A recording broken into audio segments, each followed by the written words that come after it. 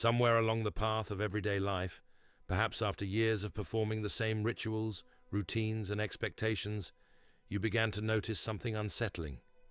Not a breakdown, not a dramatic collapse, but a quiet, relentless fatigue. A kind of exhaustion that doesn't show up on blood tests or go away with sleep. A weight behind the eyes, a dull ache behind the smile. A life that still moves forward, but only just. You tell yourself it's stress, or the weather, or maybe burnout, but somewhere deep down, you sense it's more than that. Carl Jung would say, this is the fatigue of the soul. There comes a point when the psyche, tired of being ignored, starts to whisper through the body, not with illness or pain, but with a kind of hollowness, the kind of tired that creeps in even when you've done nothing at all. This is not physical exhaustion. This is the soul withdrawing its energy, not in punishment, but in protest. Jung believed that the soul, what he called the self, was not just a poetic idea, but a living, autonomous reality. And when you live too long in separation from it, something inside you begins to dim. He wrote, "People will do anything, no matter how absurd, to avoid facing their own soul. And when we avoid it long enough, the result is not drama, it's depletion. We live in a culture that rewards the persona, the mask we wear to function, to succeed, to be accepted. We're trained from early on to be good, to be efficient, to be pleasing. But the persona is not the self. And every time we choose the mask over the truth, the soul loses a little bit of voice. It retreats, it waits, and it begins to conserve energy. You think you're lazy, but you're just tired of pretending. You think you're unmotivated, but you're actually mourning your own authenticity.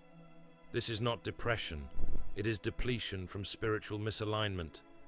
Jung saw this state as sacred.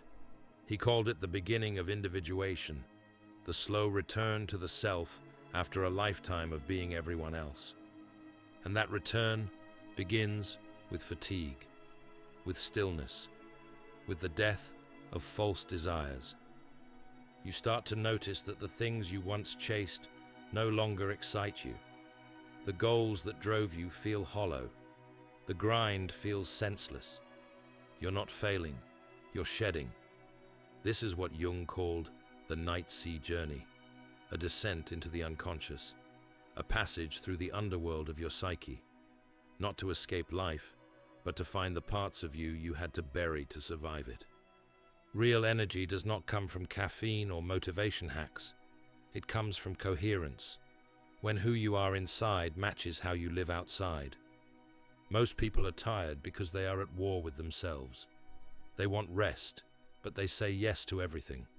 They want truth, but they keep lying to be liked. They want love, but they settle for performance. And this conflict drains them, until the soul says, enough. Not with a scream, but with a silence, a pause, a refusal to participate. This is not dysfunction, it is initiation. Jung believed the psyche has intelligence, that when something is off, it doesn't just break, it withdraws, it regroups, it calls us inward. So if you're feeling this deep, unexplained exhaustion, ask yourself, what part of me is tired of performing? What truth am I avoiding? What life am I pretending to enjoy? These are not comfortable questions, but they are holy, because on the other side of them is not just more energy, it's your life, your actual life. Not the one built for approval, but the one built from your soul. The way forward isn't to push through, it's to listen, to honor the fatigue as a messenger, to create space for stillness, for dreams, for truth. Jung said, who looks outside, dreams. Who looks inside, awakens. If you are tired, even after rest, you are likely being called to awaken, not to a higher version of yourself, but to a more honest one. And while that path may begin in exhaustion, it ends in alignment. And alignment, not ambition, is what brings you back to life. So no, you're not lazy, you're not weak, You're not broken. You're just being asked to stop, to feel, to turn inward, because somewhere along the way, you abandoned your soul, and now it's calling you home. That exhaustion you can't explain, that's not failure. It's the beginning of becoming who you were always meant to be. So what does that becoming look like? It looks like reclaiming silence. It looks like walking away from things that drain you, even when you can't yet explain why. It looks like crying for no reason, then realizing the tears were from years ago. It's a return to depth, to the mythic, to the symbolic. Jung called this the symbolic life, a life lived in relationship with meaning, not metrics, with mystery, not manipulation. You begin to notice symbols speaking to you, in dreams, in synchronicities, in that sudden knowing that didn't come from logic. You're not becoming less functional, you're becoming more human, and slowly, subtly, energy begins to return, not in a surge, but in a hum, in a new desire to create, not for approval, but because creation itself is now the nourishment. This is the deeper fuel, the soul's fuel, and it is always sustainable, not because it makes you productive, but because it makes you whole. The road home to your soul is not paved with willpower. It's walked in moments of stillness, slowness, surrender. You'll begin to lose interest in things that once defined you.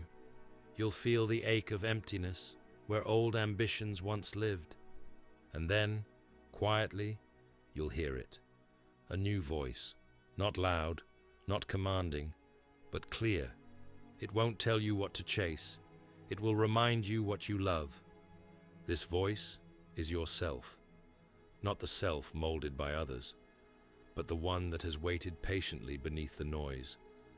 And when you start to move from that voice, from that still center, life begins to feel different.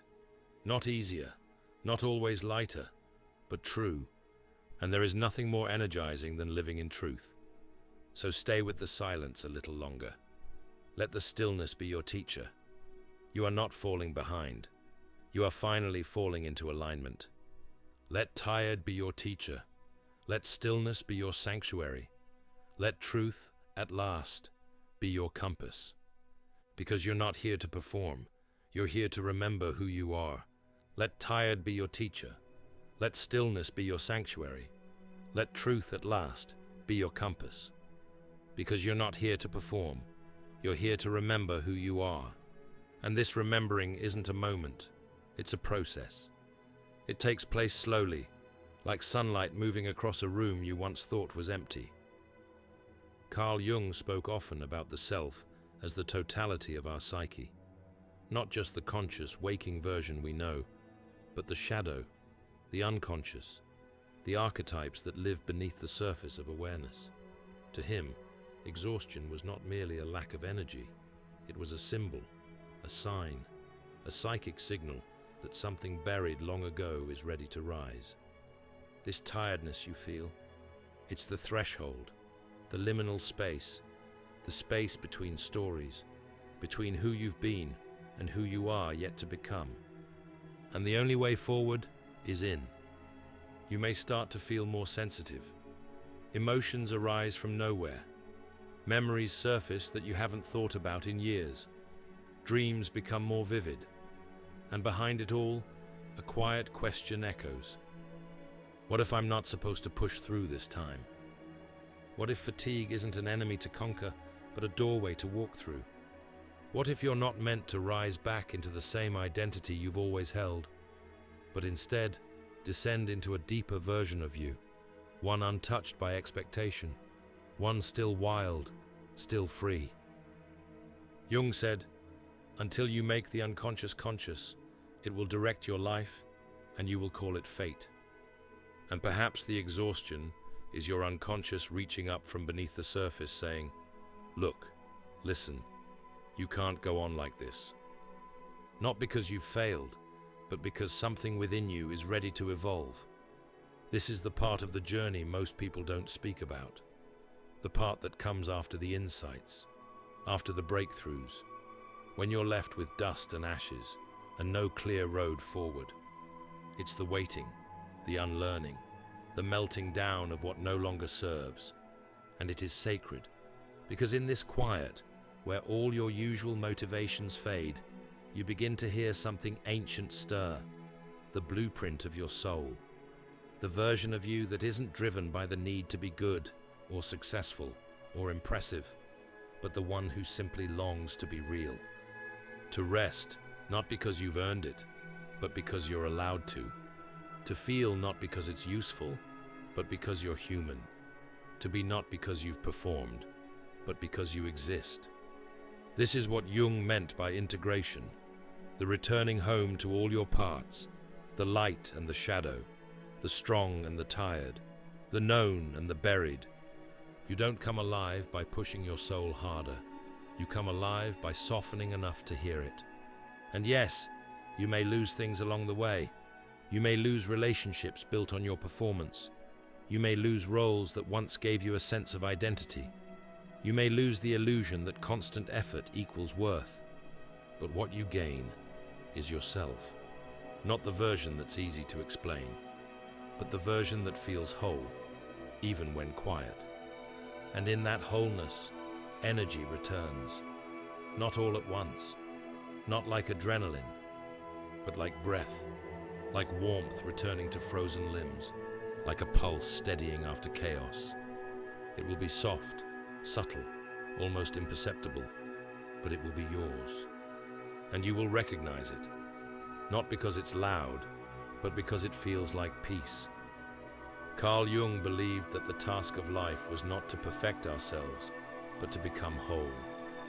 And wholeness begins in fatigue.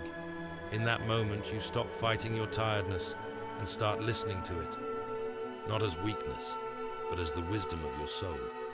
So if you're watching this and you're in that fog where motivation has vanished, where nothing makes sense, where the stillness feels more like a void than a gift, take heart. You are not broken, you are becoming, and the becoming takes time. Not linear time, but soul time. The kind of time where the self unfolds like a flower that cannot be rushed, where insight blooms in silence, where truth doesn't shout, it whispers. Let yourself rest, let yourself unravel, let yourself be undone. Because in that unraveling, the threads of your true story begin to emerge. And if you stay long enough, if you trust the quiet, if you surrender to the sacred work of becoming, then energy will return. Not borrowed energy, not forced energy, but soul-led energy, the kind that nourishes rather than depletes, the kind that creates instead of performs, the kind that flows because it is no longer being dammed up by denial. And in that energy is your life, your real life, the one that waits beneath the tired mask, the one that breathes behind the persona, the one that says, "Welcome home." But what does it mean to be home? For many, exhaustion is a symptom not of doing too much, but of being too far away from themselves for too long. And to come home is not always comfortable. In fact, it may feel like a kind of death, the end of the person you became to survive, the end of the actor, the end of the self who was always striving, adapting, chasing. And when that version fades, when the performance finally falls away, what is left? Often, a kind of silence, a kind of grief, an emptiness. But that emptiness is not absence, it is potential. Jung taught that the psyche thrives in symbols, and the symbol of exhaustion, of emptiness, is not to be avoided, it is to be explored. In the great myths, before the hero could transform, he had to descend. He had to enter the underworld. He had to lose everything he thought he was. This journey, your journey, is no different. You are not meant to be who you were before. You are meant to become what you have never yet dared to imagine. And that rebirth begins here, in the space between breath, in the space between identities, in the space between stories. Jung called it the individuation process, not a healing of symptoms, not a return to normal, but a radical reconciliation of the soul with its many fragments, a reunion with the self. It is a sacred reassembly, built not through effort, but through surrender. And in this stage, this tired, restless, strange stage, you may feel like you're doing nothing. But in truth, your soul is building a new architecture from within, quietly rearranging what no longer fits, replacing old foundations with truth. You might notice a new resistance to old behaviors. You might find yourself suddenly repelled by the roles you once clung to. You might realize how many of your choices were never really yours. This is not regression. This is awakening. You are coming into contact with what is real. And the real has weight. The real takes time. No wonder you are tired. The body too participates in this shift. Jung saw the body and psyche as a unified field, an ecosystem of meaning. So when the soul withdraws from the old patterns, the body responds. It slows, it aches, it refuses to continue as before. Listen to it. That pain, that heaviness, it's not the enemy, it's the oracle. It's the part of you that remembers what you forgot, that your worth is not in your output, that your value is not in your usefulness, that your rest is not a reward, it is a right. In many spiritual traditions, this phase of soul exhaustion is known by different names: the desert, the dark night of the soul, the void. In Jungian alchemy, it is the nigredo, the blackening, the dissolution of the former self. But even this dissolution is sacred, because from this dark soil, something new begins to grow. You may begin to sense a subtle desire, not for escape, not for success, but for something honest. You may feel the pull to create, not for applause, but for expression. To speak not to be heard, but to be known. To move not toward achievement, but toward wholeness. This is your vitality returning. This is your self rising. And what does it look like when the self begins to rise? It looks like authenticity. It looks like boundaries. It looks like crying when you need to cry. It looks like saying no without guilt. It looks like walking away from anything that no longer resonates, no matter how safe it once felt. It looks like a life where your energy is no longer spent on maintaining illusions, but invested in revealing truths. And even when that truth is difficult, it will feel like relief, because the soul is never exhausted by truth, only by denial. Jung once wrote, "Your visions will become clear only when you look into your own heart. Who looks outside, dreams. Who looks inside, awakens." You've spent a long time dreaming someone else's dream. You've followed scripts handed to you by culture, family, fear. But now, finally, you are awakening. And awakening is not glamorous, it's not shiny, it's not always peaceful, it's messy, it's exhausting, it's disorienting, but it's yours, and that makes all the difference. So when you wake up tomorrow, and the tiredness is still there, don't reach for the mask. Don't force the smile, don't fake the fire. Instead, listen, ask, wait. Let the tiredness speak. Let it guide you. Let it be the language through which your soul reintroduces itself. And know this, you are not behind. You are not broken. You are becoming. Not the old you, not the expected you, but the whole you, the true you. The you who no longer performs for love, but radiates from it. The you who no longer seeks to prove, but to live. And in that living, the exhaustion will shift. It will not disappear overnight, but it will begin to transform from a weight that crushes to a gravity that grounds, from a fog that obscures to a mist that nourishes, from a silence that isolates to a stillness that heals. Because this is what the self does. It brings you back to breath, to being, to home. So rest, weary one, not because you've earned it, but because it is time. And the soul does not rush. It remembers, it waits, and it welcomes you back when you're finally ready to stop running. Welcome home.